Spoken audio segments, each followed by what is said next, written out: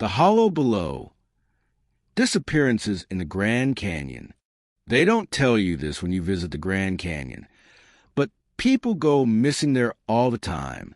It's always blame on the usual suspects: poor planning, heat stroke, missteps near steep edges.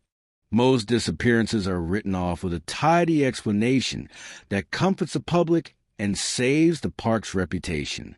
But if you worked long enough in Grand Canyon search and rescue, as I have, you know there are a handful of cases that don't make sense. No footprints, no personal effects, no animals or weather to blame. People simply vanish, mid-step, mid-sentence, midlife. I served as a backcountry ranger for 11 years, mostly stationed along the South Rim. I've hiked the trails most people only read about. I've guided helicopter searches, scaled cliff faces, even slept under the stars in uncharted corners of the canyon. I've seen enough to know when nature takes someone and when it doesn't. It started with whispers, not official briefings. Those never admit anything, but conversations in quiet corners with other rangers, fire crews, and old guides who've been around too long to dismiss what they've seen. We talk about the ones who didn't come back, and the places you eventually learn not to go, not because of danger, but because something feels wrong there. You notice it first in the silence. True canyon silence is profound, yes, but in certain gulches it's deeper. No insects, no wind, like the earth is holding its breath. You feel watched, but never see anyone. The rocks echo in strange ways, like the sound is being pulled downward, not bounced back. One spot near Hopi Point is infamous for this.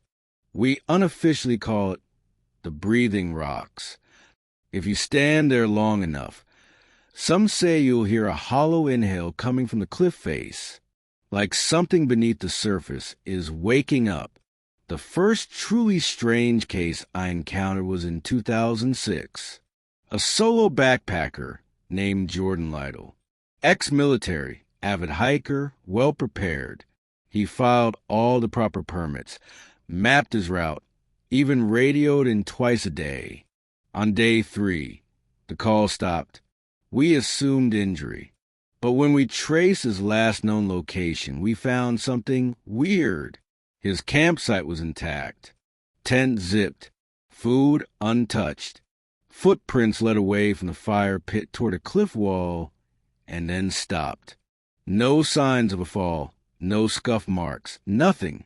Just a long, curved groove in the sand, as if something heavy had been dragged inward from a rock.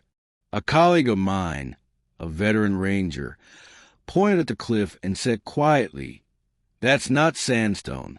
That's been moved." A few nights later, I had a dream. I was back at the same spot, standing in front of that wall. But there was a door, a tall, seamless slab that opened with a whisper. On the other side was blackness, not shadow but something thicker, like liquid coal. I woke up cold, even though my cabin heater was on full blast. I chalked it up to stress. But I've had that dream every year since, always in early October, when the Lytle disappearance happened. There are legends, if you know who to ask, some from tribal elders, others from canyon locals who've seen things they wish they hadn't. Stories about tunnels beneath the rock, stretching for miles into the earth, a network older than the canyon itself. Some say they were carved by ancient hands, others by time and something beneath it. The people who live down there, the ones we've taken calling the Hollow Ones, aren't mythical. They're flesh and blood, or were. The tribes don't talk about them openly, but if they trust you, they'll say this: they're not spirits. They're not dead. They're left behind. The story goes that long before European contact, there was a civilization deep under the canyon floor, a people who went below during a great drought or a war or something worse. They were supposed to return when it was safe, but they didn't. Over generations, their skin paled, Their eyes adapted to the dark, and their minds changed. Not evil, just other, forgotten, ferocious.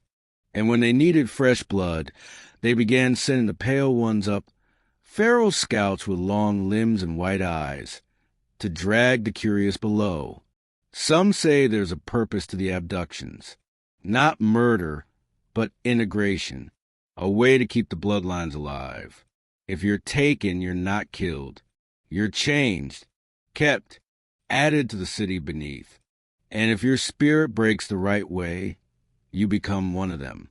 You'll hear murmurs about a vast underground city, the hollow below, full of stolen light, flickering torches, and silent processions of the taken. People who disappeared decades ago, now unrecognizable, wearing strange garments, speaking no language anyone recognizes. Some still look upward, hoping to return. A friend of mine, John, was a backcountry ranger like me. He didn't believe in any of it. He laughed when I told him the stories.